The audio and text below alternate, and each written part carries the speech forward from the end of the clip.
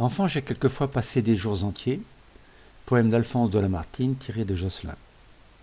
Enfant, j'ai quelquefois passé des jours entiers au jardin, dans les prés, dans quelques verts sentiers, creusés sur les coteaux par les bœufs du village.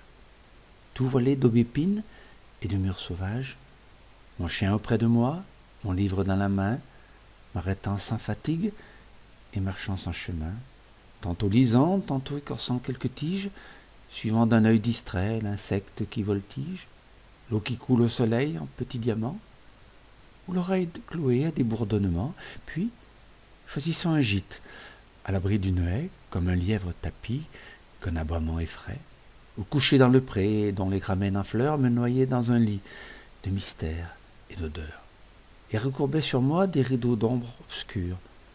Je reprenais de l'œil et du cœur ma lecture.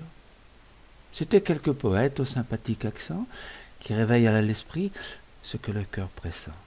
Hommes prédestinés, mystérieuse vie dont tous les sentiments coulent en mélodie, que l'on aime apporter avec soi dans les bois, comme on aime un écho qui répond à nos voix.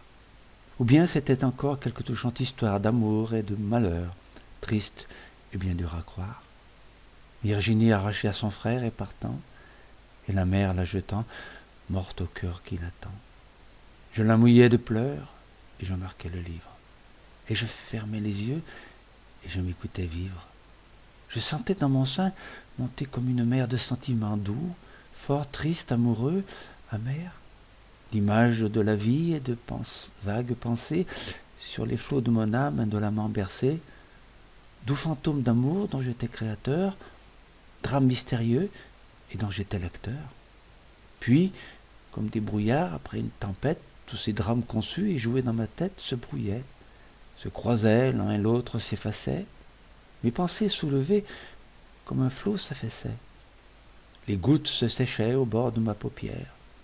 Mon âme transparente absorbait la lumière et sereine et brillante avec l'heure et le lieu, d'un élan naturel, se soulevait à Dieu. Tout finissait en lui, comme tout y commence.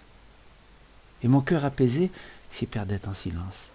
Et je passais ainsi, sans m'en apercevoir, tout un long jour d'été, de l'aube jusqu'au soir, sans que la moindre chose intime, extérieure, m'en indiquât la fuite, et sans en connaître l'heure qu'au soleil qui changeait de pente dans les cieux, au jour plus pâlissant sur mon livre, ou mes yeux, au serein qui des fleurs humectait les calices, car un long jour n'était qu'une heure de délices.